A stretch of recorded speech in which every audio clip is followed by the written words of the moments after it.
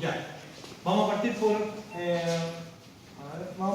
por el sonómetro, ¿cierto? Y el dosímetro. Igual si ustedes se pueden acercar, pero no estén tan alejados porque los números son pequeños, no van a ver lo que voy a hacer acá. Lo primero que uno debe hacer, por ejemplo, cuando yo voy a medir ruido, ¿cierto? Es ajustar los parámetros internos del equipo, ¿cierto? Para yo saber si este muestreo va a ser representativo o no. Y lo que debo hacer es calibrar el equipo. Para eso tengo este pictófono, ¿cierto? Que tiene 114 decibeles a una frecuencia de 1000 Hz, ¿cierto? Emite ese sonido. Entonces lo primero que hacemos nosotros es insertar este pictófono en nuestro sonómetro, ¿cierto? En el micrófono. Lo ponemos de esa manera y acérquense un poquito más porque aquí tenéis que mirar acá. Acá hay una, se fijan que ahí dice cal, ¿cierto? Nosotros apretamos ahí y me dice que el historial de calibración, la última calibración fue el 26 de mayo. Entonces yo voy a apretar Enter y me va a empezar a comparar, ¿cierto? Lo que está emitiendo con lo que tiene seteado el equipo. Y se fijan que está marcando 113,9 decibeles. Entonces lo que yo puedo hacer es ajustar esto, ¿cierto? A 114 y aprieto Enter y ahí está lista la calibración. Porque yo tengo que llegar a esos 114 que están ahí. ¿Ya? Una vez que calibro el equipo, recién yo puedo iniciar en este caso una medición con el sonómetro. Lo otro que yo debo preocuparme es de establecer los parámetros. Se fijan que acá está el rango entre 50 y 140 decibeles. Está la respuesta lenta, ¿cierto? Slow. Y están las curvas de ponderación. En este caso nosotros estamos ocupando la curva A, ¿cierto? Y el meter 1 y el meter 2 se utiliza para cuando uno hace el método para determinar, digamos, la eficacia de un protector auditivo. ¿Ya? También está el otro aparatito que es el dosímetro, que obviamente este es portable, ¿cierto? Aquí yo tengo la dosis a la cual está expuesto el trabajador. Con esto yo también podría obtener la dosis con el equivalente, ¿cierto? Pero esto no es portable. Esto yo podría hacer un screening, ¿cierto? Y después aplicar ese dosímetro. ¿Ya? Y también sirve para medir ruido ambiental. Otra cosa, dentro de los riesgos físicos, está el acelerómetro, ¿cierto? Este aparatito que está acá.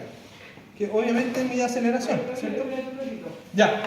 Para ir complementando un poquito, cuando usted hace la medición con sonómetro, siempre hay que hacer el criterio de estabilización, primero que nada, ¿ya? Para ver qué tipo de ruido es. Eso va a salir en el protocolo que yo le voy a hacer llegar para que ustedes lo lean y se recuerden de eso. Cuando se va a hacer la medición al ruido, ustedes tienen que, con sonómetro, tienen que hacer la medición cada 5 minutos, tener el sonómetro encendido, ¿cierto? Nosotros lo vamos a hacer un ratito pequeño porque después de tanto ruido pueden tener problemas, ¿ya? Entonces, ustedes van a medir, se supone que el protocolo indica que cada 5 minutos ustedes tienen que hacer una lectura. Supongamos que les dio 90 decibeles, después a los 5 minutos siguientes, sin apagar el sonómetro, les dio 91 y después les da 89 cada 5 minutos, ¿ya? Si durante los 30 minutos no varía más allá de un decibel, toman ese como valor promedio o equivalente a la medición. Pero si no se llegara a estabilizar, ahí quiere decir que necesariamente la medición se tiene que hacer con dosímetro y no con fenómetro. ¿Ya? Y eso está todo indicado en lo que es el protocolo. ¿Ya? Ahí también se le va a entregar un caso, se va a hacer la medición que lo hace Gabriel generalmente con un taladro, ¿no, verdad? Sí. Y ahí ustedes lo adecúan al caso, asumiendo que lo que está pidiendo el ruido es el caso que les tocó. Y ahí se sale el informe, ¿ya? Ahora bien, la vibración. Ya. ¿Cierto? Dentro de los riesgos físicos también está, en este caso, la vibración. Nosotros podemos medir segmento mano-brazo, ¿cierto? Y cuerpo completo. En este caso está dispuesto el equipo para cuerpo completo. Tiene este aparatito que es un plato que se pone en el asiento, ¿cierto? Del trabajador, por ejemplo, un operador de grúa, ¿cierto? yo voy a ubicar esto dependiendo si recibe la vibración, en este caso, desde el asiento hacia arriba, o de la parte delantera, o la parte posterior. ¿Cierto? Eso todo está indicado en el decreto 594 y también en el protocolo, ¿cierto?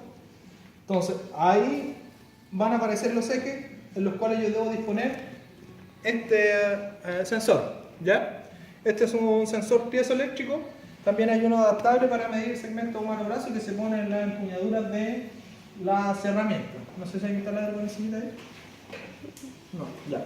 Pero eso se pone en la empuñadura, obviamente, de la herramienta.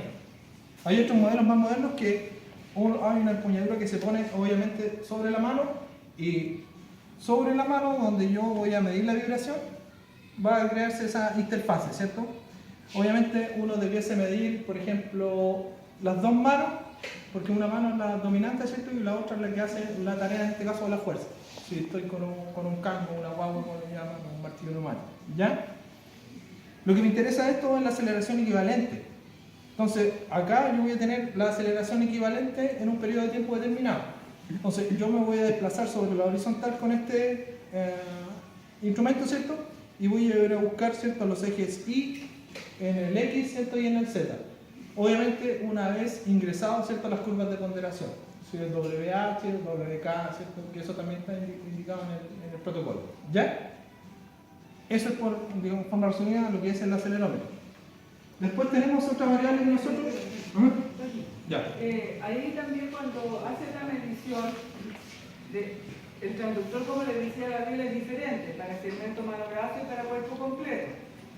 De todas formas, ustedes tienen que saber los detalles de estas cosas. O sea, por ejemplo, la casa de ruido, porque esos decibeles A, porque es lento. Eso supone que todos ya tienen la preparación de eso. Eso se asume como conocido, ¿ya?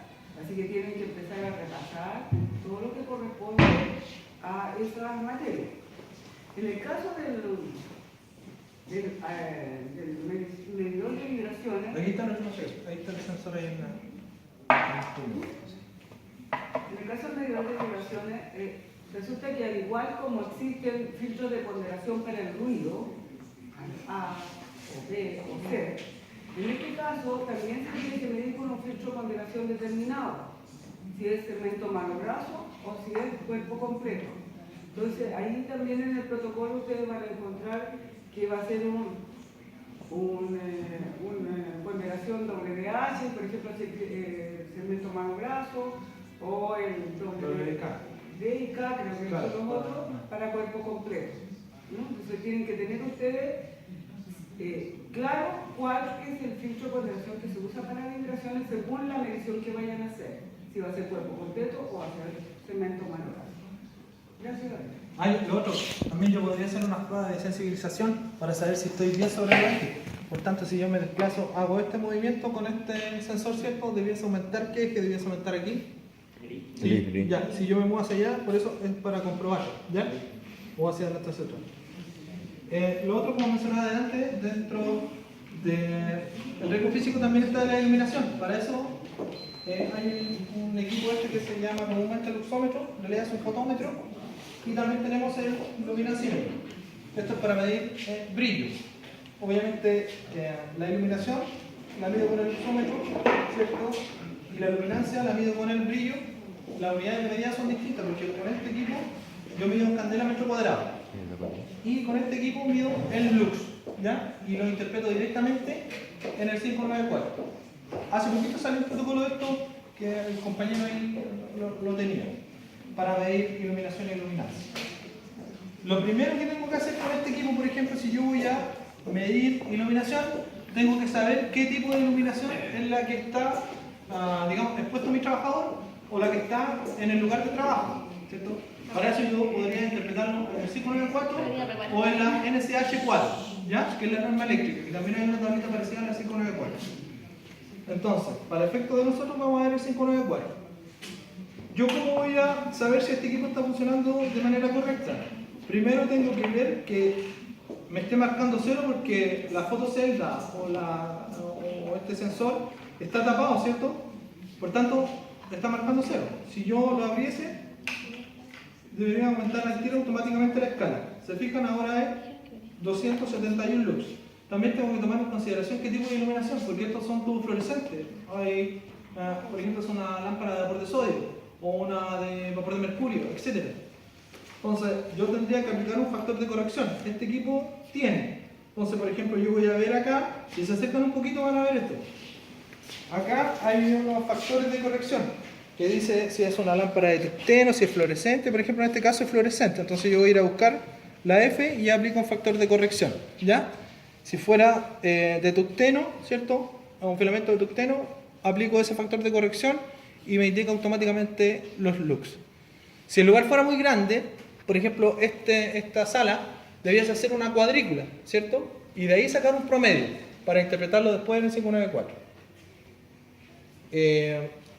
Con este aparatito voy a medir el brillo, ¿cierto? En este caso, esto siempre se apunta de la visión hacia la superficie en que va a incidir el haz de luz en este caso. Que, por ejemplo, si el computador estuviese de esa manera o esta luz refleja de esta manera, yo siempre voy a apuntar en el movimiento que yo hago de la cabeza, ¿cierto? Y siguiendo la proyección de la vista. Y esto lo interpreto de forma directa en el 594. ¿Ya? No sé si quiere agregar algo, ¿no? ¿Perdón? ¿Quiere agregar algo de esto? ¿Cómo? En relación a esto, al luxómetro, ¿quiere agregar algo?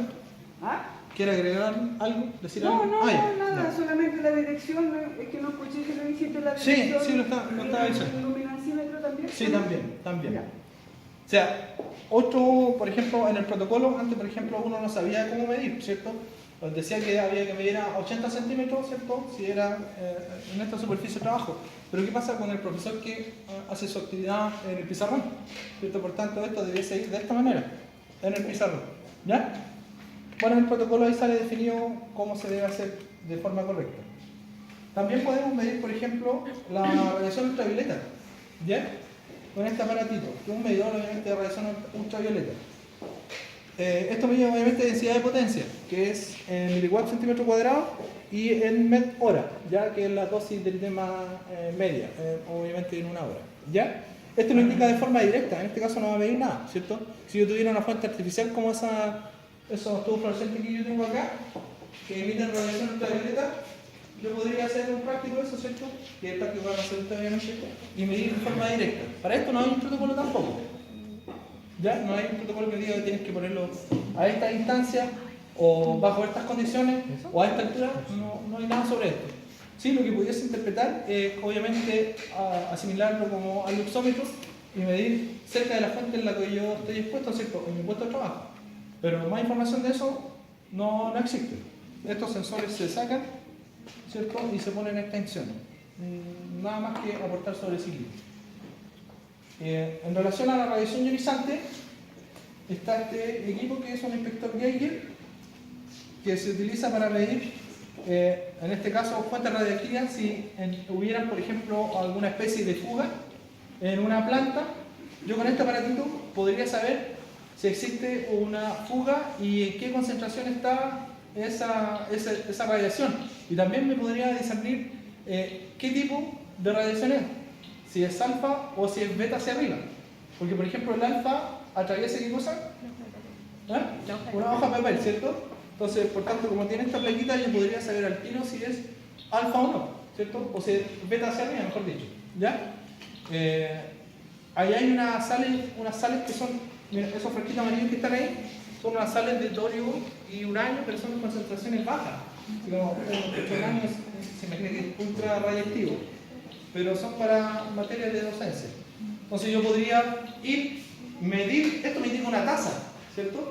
Entonces me va a indicar, en este caso este equipo mide en milirroentgenio hora o en microsievert hora. Entonces el decreto 3 y el 133, uno es para la instalación y el otro es para el operador de un equipo radiactivo, ¿cierto?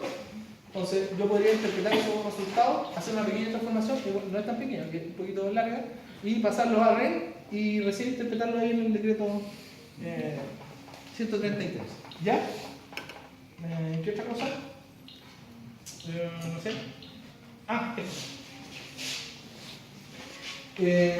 Este equipo, ¿cierto?, es un medidor de estrés térmico. Está compuesto por, podríamos decir que 3 sensores en un equipo. Tiene el globo, ¿cierto?, que es una bola de cobre que está de color negro, el bulbo húmedo, ¿cierto? Que lleva un poquito de agua destilada, y está, en este caso, el bulbo seco. Cuando tiene esto, significa que esto es para usarlo a la intemperie, para que no llegue de forma directa a los rayos del sol. Si estuviese descubierto, es para, digamos, bajo techo, ¿ya? Lo primero que hay que hacer con este equipo es, o lo que se hace por lo general con casi todos los equipos, compararlo, ¿cierto?, con una fuente conocida. Entonces, para eso nosotros insertamos este patrón, que obviamente cada equipo tiene su patrón. Y aquí tiene unas variables con unos numeritos. Entonces me dice el bulbo seco, el bulbo húmedo y el globo tienen que tener esas temperaturas que están ahí. ¿Ya? Entonces lo que hago yo es insertarla. Yo podría insertarlo en cualquiera de estos entradas, ¿cierto? Lo que sí tengo que tener cuidado de ir a buscar ese sensor, porque ese sensor, por ejemplo, ese sensor es el 2. Y aquí en la pantalla, por ejemplo, si se fijan, dice el 1. Entonces eso es la temperatura que hay acá. Entonces yo tendría que ir a buscar este sensor al 2. Y ahí recién se fijan que esto ya pasó a 70,1 grados Celsius. Entonces, por tanto, el globo me dice que son 70, o sea, está justo. No puede haber una diferencia mayor a 0,5 grados. Si hay una diferencia mayor, ya no podría utilizar este instrumento. ¿Ya? Este equipo, si ustedes se fijan, está compuesto de, en realidad, 9 sensores. Por el nuevo protocolo, ¿cierto? Antes uno medía solamente con este equipo. No había extensiones ni otros sensores. Teníamos solamente esos 3. Ahora, como salió el protocolo y habla de comprobar la homogeneidad, entonces uno mide a 10 centímetros, a 1,10 metros y 1,70 m. ¿Ya? Entonces el protocolo está hecho para personas hasta 1,70 m. De ahí hacia arriba, uno debiese ajustar esta altura en relación a la altura del individuo. Lo otro importante es que este equipo no está hecho para medir hechos térmicos en personas que trabajan, por ejemplo, en fundiciones, que están expuestos de forma directa al calor y que su ropa de trabajo, por ejemplo, sobrepase, si mal no recuerdo, los 0,6 cloro. ¿Estoy bien, no? ¿0,6 cloro? ¿Era eso? Ya, 0,6. Ahí lo verifican ustedes. Pero no aplica para hacer esas mediciones, ¿ya? ¿Qué otra cosa?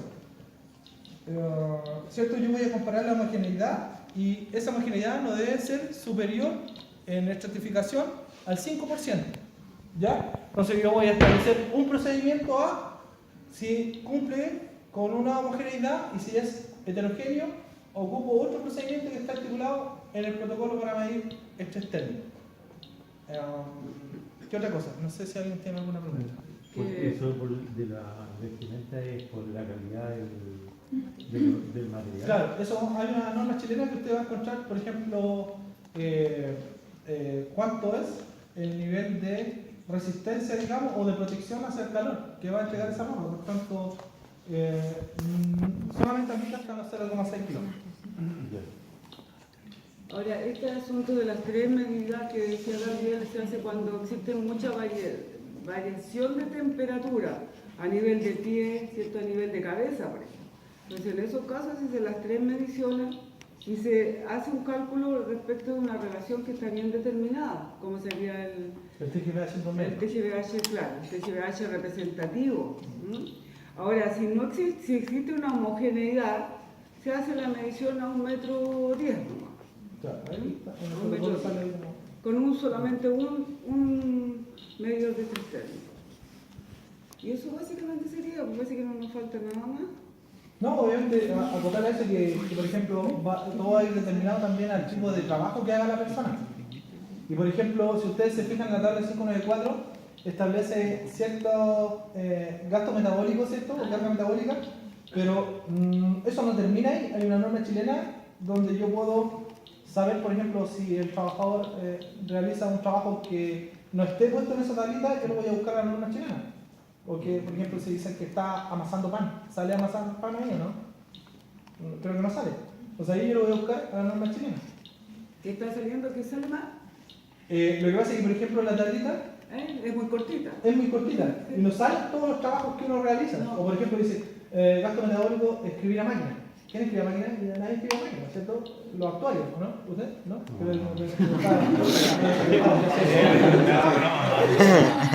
Ya, por eso, entonces, ¿no?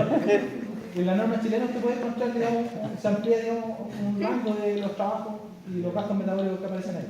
Entonces, pues, ¿qué es lo que hace uno? De acuerdo a la carga, ¿cierto? Si está dentro, si es, no sé, moderada, o es un trabajo pesado, ¿cierto? Usted lo va a intersectar, ¿cierto? Con, lo importante esto, con la base de cálculo en hora, la base de cálculo es una hora. Una hora. Eso que dice trabajo 25-75, 75-25, 50-50 es para una hora.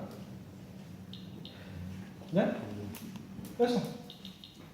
¿Qué otra cosa? ¿Tienen alguna pregunta que hacer respecto de lo que se ha visto?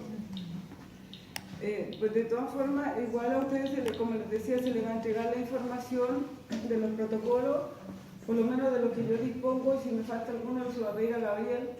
Pero parece que los tengo todos, porque tú también me los mandaste varios de ellos. Sí. Ahí está toda la información más detallada para que lo lean. Pero acuérdense ustedes que en los laboratorios específicos, según lo que vayan a hacer, van a haber interrogaciones. Y esas interrogaciones van a afectar al grupo. Si el grupo, yo voy a empezar a preguntar a cualquier persona sobre el tema y tienen que saber. Porque si no saben, el grupo va a ir bajando su nota. ¿Ya? Y lo otro es que lo que comentamos al inicio, que no estaba la mayoría, aquí faltó Cecilia, en realidad la única que faltó, además de Pamela, pero Pamela está en una situación bien especial, es que se va a descontar por atraso, ¿ya?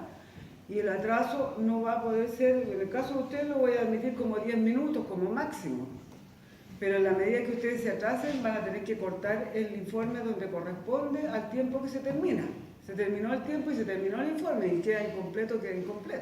Entonces la idea es que todos los que estén en el grupo sean puntuales y empiecen a la hora para que todo funcione bien, ¿no? Porque, como les digo, va a ser evaluado la parte práctica en base a los informes, en base al trabajo que hagan, ¿cierto? Con respecto de lo que se vea que están trabajando, a las interrogaciones y a las partes también individuales.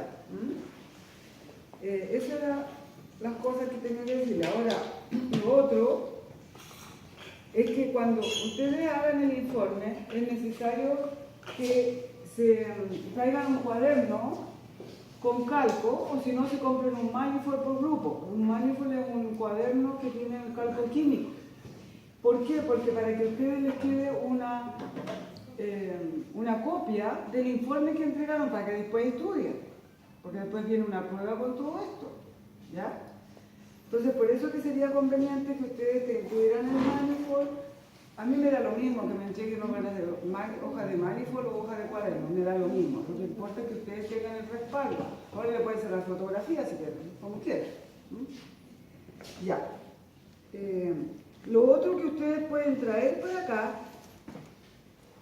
son el Decreto Supremo 594, que es el criterio de valoración para todos, salvo lo que corresponde a radiaciones ionizantes, que ahí tienen que ver el decreto número 3 para saber el límite. Esas dos cosas son permitidas que traigan, ¿ya? Y los protocolos se supone que ustedes los estudian antes. Y lo único que podrían traer son relaciones matemáticas que ustedes vean en los protocolos que podrían utilizarlas y esas traerlas para hacer los cálculos, nada más. ¿Ya? ¿Qué otra cosa? Era el asunto de los grupos. Los grupos, Gabriel